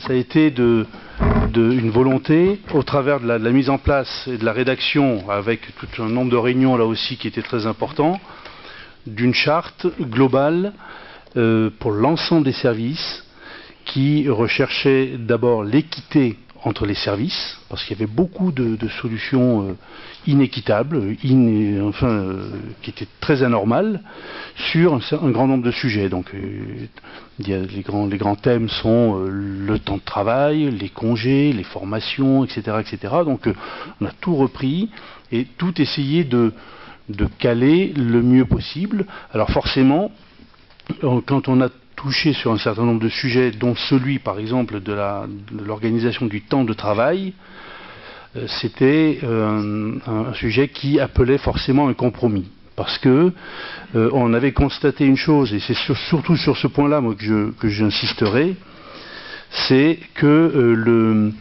les jours de RTT, si vous voulez, sont un vrai problème. Un problème pour la collectivité et pour la qualité du service au public. C'est pas du tout un problème pour les agents qui en font le choix, parce que forcément c'est que des jours en moins de travail contre un peu de minutes de plus par jour. Voilà, ça c'est la règle, c'est sûr, c'est comme ça. Mais c'est votre vision, Monsieur Desglans. Pardon ? C'est votre vision. Non, mais c'est exactement ça. Je veux dire, c'est ça, les RTT. C'est au lieu de faire 35 heures par semaine, j'en fais 36 ou j'en fais 37. Et en contrepartie, ces heures en plus ou ces 10 minutes ou 20 minutes de plus par jour me donnent droit à des jours de RTT. Mais c'est pas ma vision. À vous entendre, vous avez l'impression que c'est pas légitime. J'ai pas Non, c'est pas ce que j'ai dit. Bah, j'ai dit que ça vous pose problème apparemment. Je sais pas. Ça me pose problème parce que d'avoir un trop grand nombre de jours de RTT pose des vraies difficultés. Alors, il y en avait jusqu'à 17 jours, on a transigé, on a fait un compromis en les ramenant à 10 jours maximum. Voilà. 10 jours maximum, c'est quand même beaucoup de jours d'absence pour un agent de sa collectivité, de son lieu de travail. Et de l'absence, ça pose quelles difficultés ? Ça pose des difficultés de répondre à une demande de la part du public sur des services à lui rendre. Ça pose d'autres difficultés pour les chefs de service là, c'est celui d'organiser des réunions interservices avec les chefs de service. C'est très compliqué quand des chefs de service avaient 17 jours de RTT. 17 jours de RTT, c'est 3 semaines et demie de congés de plus que les 6 semaines qui sont déjà allouées à la veille de tiers. Donc, de vouloir les ramener à 10 jours maximum, c'était une façon de permettre à l'organisation quotidienne de la collectivité de se faire dans les meilleures conditions. Ensuite, il y avait un autre point qu'on avait prévu, c'était celui de les prendre par une journée. C'est-à-dire, j'acquiers une journée et je peux la prendre une fois que je l'ai acquis. Mais là, on peut les grouper maintenant par 5. Ça veut dire une semaine complète encore d'absence possible pour un agent. Ça va être que des difficultés supplémentaires pour les chefs d'équipe, pour les chefs de service, d'organiser des plannings, de répondre rapidement à des demandes de la population. Voilà, donc là, c'est sûr que y avait une attente. Je sais que quand on pose la question aux agents, moi on me poserait la question, est-ce que vous voulez choisir une semaine à 35 heures et vous avez donc 0 jour de RTT, ou est-ce si on vous propose, parce que vous avez proposé à un questionnaire 37 heures ou 38 heures avec 16 jours de RTT, mais pourquoi vous n'êtes pas allé au-delà ? Il fallait monter à 40 heures par semaine avec 26 jours de RTT. Et moi j'aurais dit oui. Bah, attendez, je vais aller à la pêche, je vais aller faire plein de trucs. Pendant ce temps, le service public, il est là, il attend. Je veux dire que... Et quand les gens ne sont pas là, qu'est-ce qui vaut mieux ? Est-ce qu'il vaut mieux avoir les gens 7, 8 jours de plus à leur boulot, ou est-ce que c'est mieux qu'ils fassent 20 minutes ou 25 minutes ou 30 minutes de plus par jour ? Il vaut mieux qu'ils soient là, parce que quand ils sont là, ils peuvent faire leur mission. Voilà. Donc ça, c'est un point sur lequel je trouve ça très dommageable, parce que on avait accompagné en plus cette réforme d'avantages qui, je crois, très apprécié par le bon nombre d'agents de la collectivité, c'est celui de l'horaire variable qui permet à des gens de pouvoir venir à 8h, certains à 8h15, 8h30, 8h45, jusqu'à 9h. Donc ça, c'est une plage intéressante. Voilà. Mais après, il ne faut pas non plus trop en faire. Donc je vois que vous en rajoutez encore une entre 14h et 14h30, qui n'était pas franchement indispensable, surtout pour des chefs de service. Non, vous n'avez pas compris, M. Desglans. Mais si. Non, on la rajoute pas. Mais si. On la prolonge d'une demi-heure. C'est ça, c'est ce que je dis. C'est pas... non, c'est exactement ça. Vous la prolongez d'une demi-heure, donc ça complique, ça peut compliquer, mais ça, c'est pas ça le plus important. Et ensuite, vous autorisez le principe que dans un même service, il puisse y avoir 2 cycles différents. Mais c'est que de la complication et des risques de conflits en interne et des risques de confusion dans la gestion des plannings, etc. 2 cycles de travail différents dans le même service. Mais comment vous allez vous en sortir ? Voilà, c'est ça qui est le plus important. Et alors après, il y a tout ce qui concerne les cadeaux. Parce que il y a énormément de cadeaux. On rajoute des jours, en veux-tu, en voilà. Mais est-ce que vous avez chiffré ça ? Quel est le chiffrage de votre largesse aujourd'hui envers les agents ? Je sais que les syndicats principaux de la collectivité ont mené campagne fortement, largement et de façon dynamique pour vous. Je comprends que vous deviez leur renvoyer l'ascenseur. C'est normal. Mais là, on rajoute un jour pour le mariage de l'enfant, plus délai de route. Qu'est-ce que c'est le délai de route? Moi, si j'ai mon fils qui se marie à Tananarive, c'est quoi le délai de route? Alors, ensuite, allez-y. Adoption-naissance, 5 jours, on passe plus de jours après pour les décès, délai de route, etc. 10 jours d'ancienneté, on en rajoute un pour les plus de 30 ans, 2 pour les autres, etc. etc. Attendez. Je veux bien, mais on est dans un schéma. Aujourd'hui, j'en termine. Je peux pas vous laisser les finir. Non, mais j'en termine, j'en ai pour 2 minutes. Non, j'en ai pour 2 minutes. Juste pour répondre sur les cadeaux. Sur les cadeaux. Ils sont pas chiffrés. Mais, attendez, pas chiffrés. Parce qu'il n'y en a quasiment pas, Monsieur Desglons. Attendez, sur le temps de travail qui valent rien, alors c'est sympa. Est-ce que vous connaissez, dans votre convention collective à vous, dans le privé, vous me parlez des cadeaux. Ces chiffres-là, les 5 jours pour un décès, les 5 jours pour un mariage, c'est ce qu'il y a quasiment dans 90% des cas dans le privé. Voilà. Et vous devez les pratiquer chez vous, M. Desglons. Alors, et dire que c'est un cadeau exactement pour l'ancienneté. C'est exactement les chiffres. C'est ce qui se pratique 80% dans le privé. Alors excusez-moi, dans le privé, et je vais en terminer là-dessus. Dans les 3 quarts des conventions collectives, excusez-moi. 5 jours pour un décès, excusez-moi, ou pour un mariage, c'est pas exceptionnel. Ça a changé récemment, en début d'année 2015 ou 2014, écoutez, pardon. Voilà. De toute façon, ça c'est votre choix, ça passera. C'est notre choix, mais dites pas que c'est des cadeaux. Ah ben si.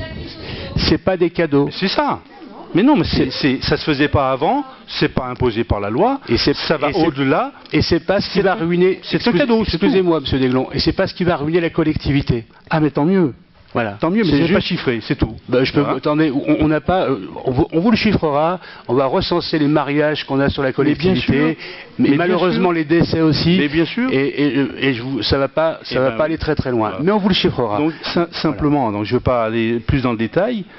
J'ai consulté un peu quelques articles. J'ai consulté quelques articles ces derniers temps, et entre autres des recommandations fréquentes maintenant de la Chambre régionale des comptes, qui incitent fortement les collectivités, surtout dans les périodes qui sont compliquées qui arrivent, à tendre vers le temps légal du travail, c'est-à-dire aller vers les 1607 heures par an. Donc, je comprends que ça soit difficile. Ça, nous, on avait fait le choix d'acter le fait qu'il y avait 5 semaines, plus 3 jours, plus 2, etc., ce qui faisait en gros 6 semaines. Très bien.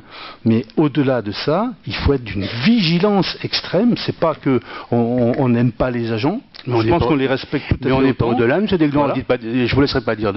On est sur 1572 heures. Je parle pas de ça. Si vous parlez du temps de travail, vous voulez revenir à 1600. Non, je n'ai pas dit. J'ai pas dit que je voulais. J'ai dit que les préconisations aujourd'hui de la Chambre régionale des comptes, c'est d'inciter les collectivités à atteindre progressivement, pas d'un coup, mais le temps légal de travail que dans le privé, par contre, on fait. Voilà, donc effectivement, il y a des choses où peut-être il y a quelques avantages supplémentaires sur certains aspects à vérifier, je ne l'ai pas fait, mais par contre, le temps légal, c'est quelque chose. Alors par contre, de se pénaliser avec ces jours de RTT, parce que c'est une pénalisation pour le service au public, même si vous dites qu'il y aura la continuité du service, on l'a vécu quand il y a des services qui ont 2-3 agents, il y en a un qui est en formation, il y en a un qui est malade, etc., etc., mais c'est impossible à gérer. C'est impossible à gérer parce que c'est compliqué, voilà.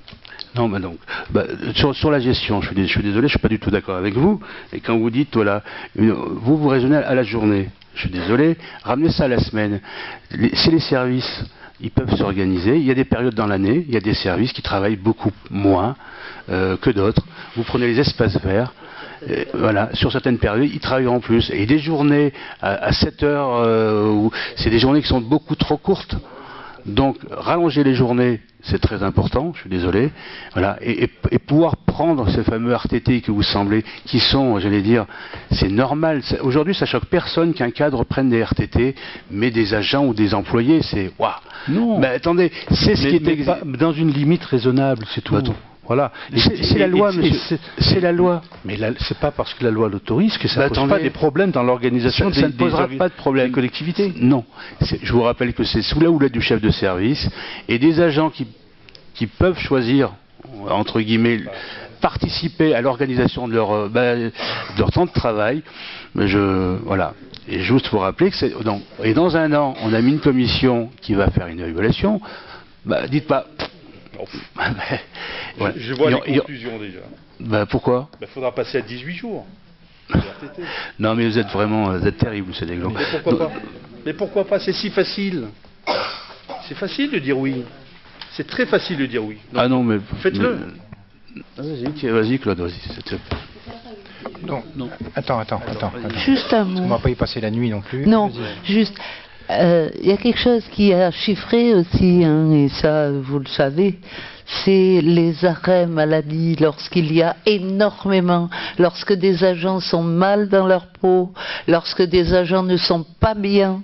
Alors, si effectivement il y a un dialogue social qui peut rendre les choses mieux, qu'il y ait un mieux-être, y compris dans le cadre du travail, je pense que c'est pas plus mal.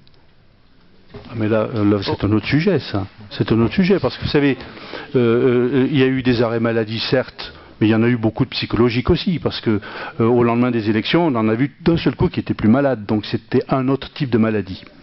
Oui. Pour un petit nombre, mais bien identifié quand même. Stop. Moi, je voudrais préciser que pendant toutes ces semaines, ces mois, il y a eu une discussion avec des gens responsables, que ce soit les personnels, que ce soit les deux syndicats en question. Vraiment, les gens ont pris leurs responsabilités, ont analysé les choses et ont posé les choses. Donc, tout n'a pas été pris pour argent comptant. Et ce que tu appelles des cadeaux, on appelle ça comme on veut. On vous fera passer les éléments parce que nous sommes en train de les chiffrer dans le détail. Il s'avère qu'il n'y a pas de surcoût pour la collectivité.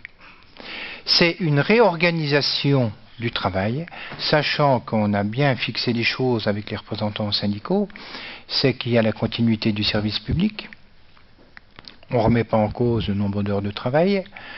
Il y a une évaluation qui sera faite et la correction pourra se faire si besoin en était pour revoir un certain nombre de choses. Donc les choses se sont précisées, ça n'a pas été toujours facile. Vous parlez des discussions, il y a eu des discussions avec les syndicats qui ont été... Voilà.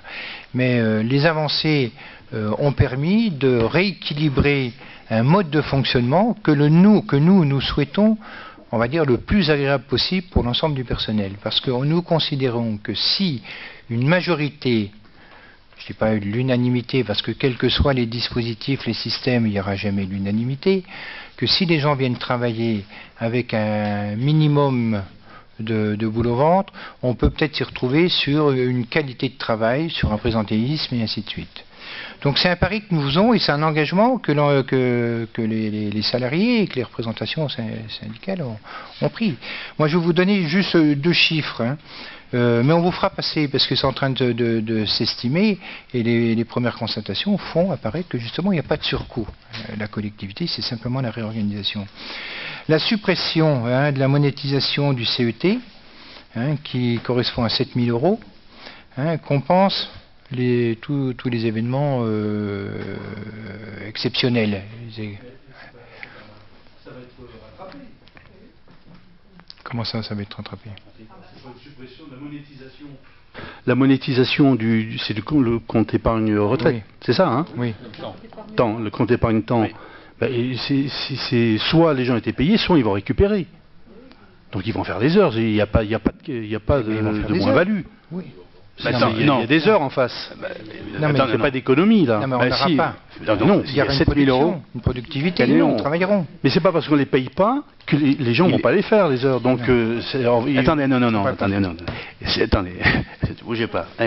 Aujourd'hui, ça nous coûte 7 000 €. Les gens se les font payer. Oui. Donc, d'ici demain, ils décident de les prendre soit en congé payé, ils décident de prendre une semaine sabbatique de plus, on ne les paye pas. Mais ils ne seront pas là. Donc ils ne vont pas produire le travail. Mais c'est de l'auto-remplacement. Donc ça a un coût. Attendez, mais non, arrêtez. Bien sûr. Mais bien sûr que non. Mais bien sûr que non.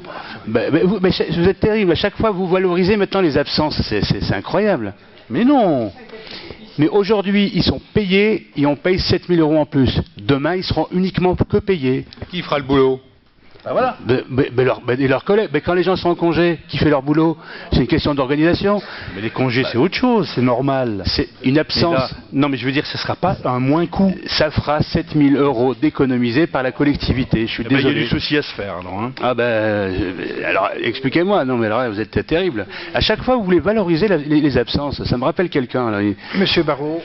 C'est terrible. Attends, Philippe. Maladie, ça aurait été intéressant. Quelqu'un tombe gazon, s'il est absent par exemple un jour d'hiver, c'est pas normal. Il faut arrêter de. Mais non, mais c'est incroyable. Non, mais je pense, en fait, là, soit les gens, on les paye, Oui. voilà, soit ils seront plus payés, mais ils vont les prendre. Donc, pendant le temps où ils seront plus là, il faut bien le produire, le travail. Qu'aujourd'hui, ils produisent le travail quand on les paye. Ils le produisent, le travail. Oui.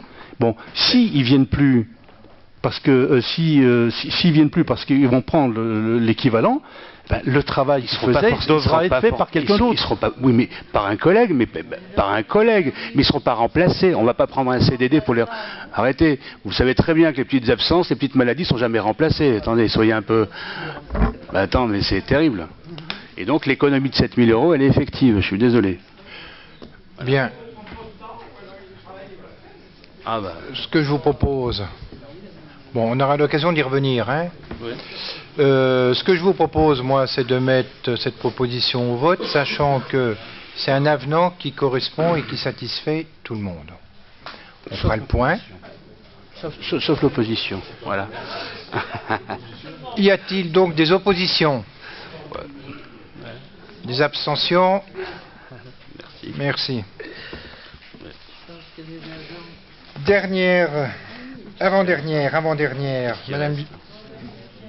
Avant-dernière, Madame Giry.